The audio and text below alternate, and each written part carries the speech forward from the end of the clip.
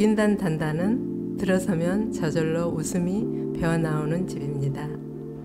단독주택이었는데 약 한 20년 넘었습니다. 좋았어요. 한 50년 넘었어요, 그 집이. 처음 왔을 때는 30년 넘고, 저희가 20년 넘게 살았으니까 50 몇 년 됐어요. 약간 이제 불편하죠, 아무래도. 그래가지고 이제 애들이랑 이제 협의를 했어요. 가능하면 너무 오래됐으니까 이렇게 한번 지어보자 해가지고 애들이 많이 응원해줬어요, 저희 할 때. 옥인단 단단이라는 이름은 건물의 위치와도 관계가 있는데요. 그러니까 마을이 시작이 되는 기단이 됐으면 좋겠다는 의미가 있습니다. 각 층마다 테라스를 가지고 있는데 그게 기단을 만들면서 각각의 공간으로 이제 확장되는 형태까지도 반영한 이름이라고 보시면 될 것 같고요. 남쪽에서 보시면 남쪽에서는 완만한 경사지를 통해서 이렇게 올라오다 보니까 마을의 시작점이 되는 위치에 건물이 위치하고, 북쪽에서 바라보시면 언덕 위에 있는 집의 형상이 만들어지는 이런 땅입니다. 높은 옹벽에 지형이 끊겨 있는 형상으로 보여지는데 사실 이 건물이 땅에서부터 솟아있는 형태로서 이 땅과 같이 호흡하는 디자인이었으면 했습니다. 이 건물이 남쪽으로 바짝 붙어 있고 마당을 북쪽 인왕산이 보이는, 북악산이 보이는 쪽에 마당을 전부 다 할애했다고 보시면 되는데요. 땅과의 관계를 고려해서 별도의 담장이 서는 게 아니라 건물과 함께 일체화되는 형태로 어떻게 보면 이 건물이 더 단단해 보이고 건물이 가지고 있는 그런 기품이라 그래야 될까요? 그걸 더 보여줄 수 있게끔 디자인이 됐습니다.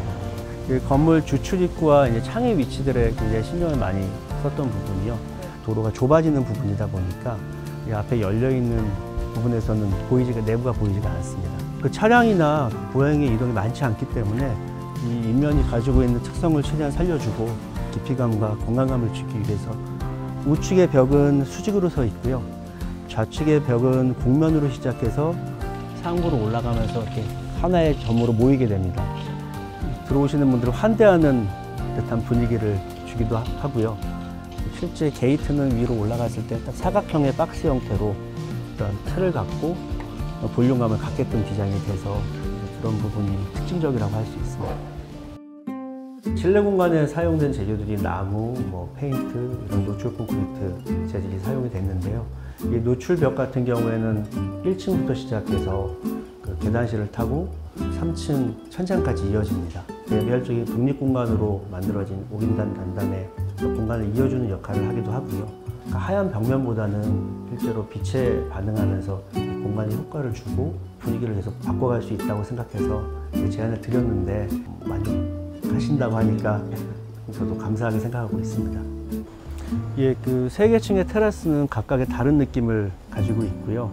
오히려 그 1층에 있는 테라스는 주변을 둘러싸고 있는 나무, 근경에 있는 나무들이 많이 보입니다.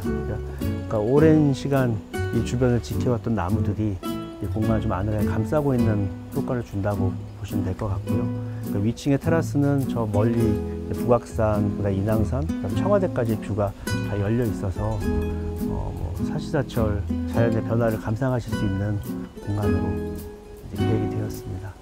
1, 2, 3층의 평면이 다 다른데 2층은 가운데 복도가 있습니다. 그래도 이 공간이 이렇게 답답하지 않은 이유는 계단실 앞에 바로 저 산이 보이는 창으로 계획을 하고 그 건너에 이제 부모님 서재가 있고 그 앞에 테라스와 저 원경에 산이 보여서 효과를 만들어내고 부모님께서 가장 오랫동안 머무실 공간이라고 생각하고 계획을 했고요.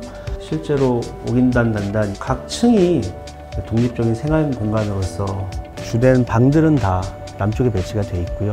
개인의 개성을 잘 드러낼 수 있는 공간이기 때문에 그런 부분들을 잘 반영하면 더 만족스럽게 이 공간에 거주하실 수 있겠다라는 생각이 들어서 계획하게 됐습니다.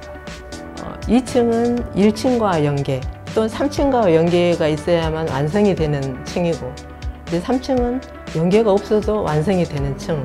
이제 각자 누가 몇 층을 쓸 건가, 이것에 대해서 굉장히 이제 의논을 많이 했어요. 자기 서로가 너무너무 자기 방하고 층하고 맞지만 우리 반대로 하자. 그래가지고 각 층을 자기 취향에 맞게 이제 화장실이나 벽지 이런 거 고를 때 각자의 취향대로 이제 했어요. 테라스로 나가시면 1층과는 다른 전망이 펼쳐집니다. 위에서 보시면 테라스의 형상도 다 각각이 다른 특징을 가지고 있고 또 북쪽에 자연이 있는 경우에는 해가 남서면을 항상 비추고 있기 때문에 항상 밝은 이 주변을 볼 수 있어요.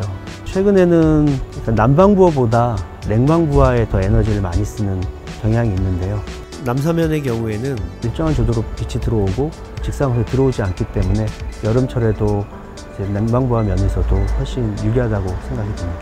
겨울에 이사를 왔거든요. 겨울에 저 산을 바라볼 때는 눈이 덮여 있는데 너무 멋있었어요. 그래서 와, 정말 이런 풍경을 선사해 주셨구나. 굉장히 감사했어요.